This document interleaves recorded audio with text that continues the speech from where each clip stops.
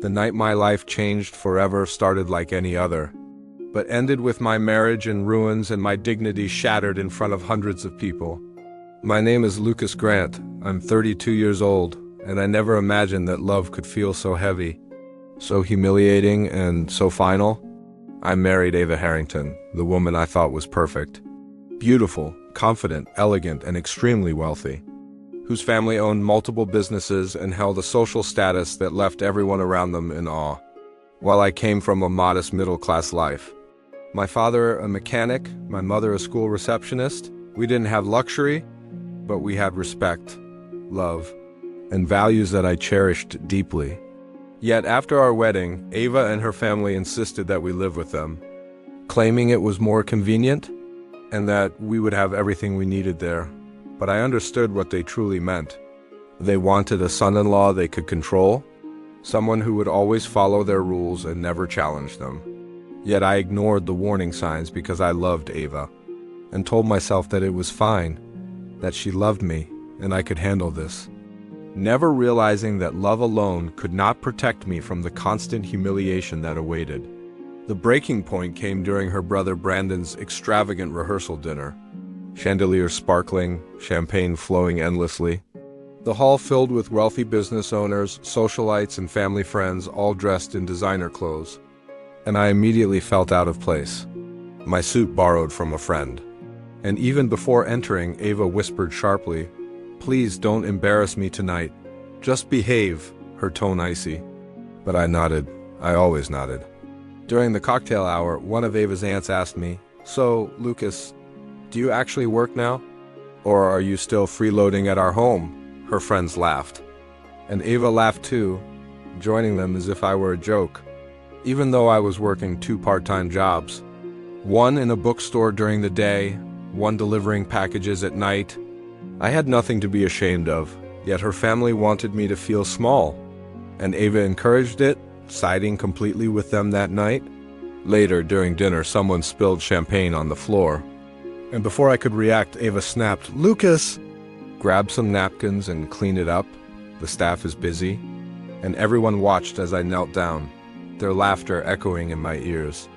One guest whispering, "See, he's perfect, both a husband and a janitor," while Ava smirked, making me feel smaller, less worthy, invisible, existing only for their amusement, until the moment I will never forget, when family members shared funny stories about the groom, and suddenly Ava grabbed the microphone and pointed at me, and my stomach sank.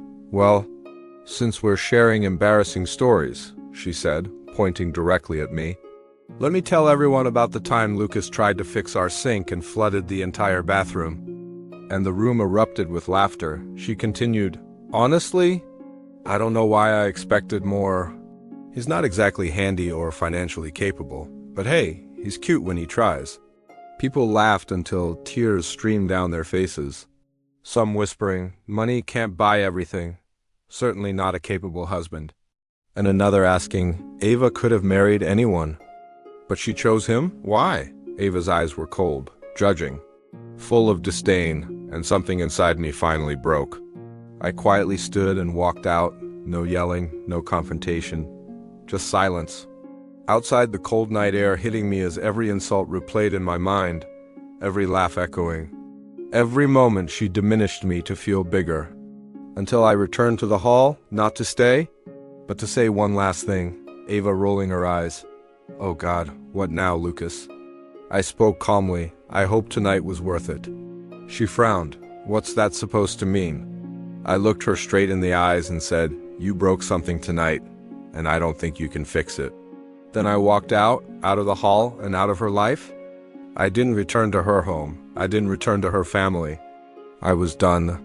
And what Ava never knew was that for the past 2 years, I had been secretly building my own online business. Something entirely mine. Something I could finally be proud of. And weeks before the party, it finally took off. Enough to move out and start a life independently. And a week later, Ava came to my apartment, tears streaming down her face, visibly shaken, admitting to my parents that she had been wrong, that she had let pride and family pressure get the better of her, begging them to tell me how sorry she was, tears in her eyes. regret written all over her face. "I've made a terrible mistake," she said. "I humiliated the man I love. I'm so sorry, Lucas." She tried to take my hand, but I gently pulled away, looking at her calmly. "Ava, respect isn't something that can be begged for, it's earned." She hung her head, realizing for the first time the depth of her actions, and I closed the door and walked into a new life, one where I no longer had to beg for dignity or acceptance. Standing up for yourself is the bravest act of love you can ever show, for yourself and for anyone who claims to love you. And if you watched my story until the end, don't forget to like this video, share it with friends, and subscribe to our channel Reddit Sting Stories for more shocking and emotional real-life stories. Your support helps us bring stories that will stay with you long after the video ends.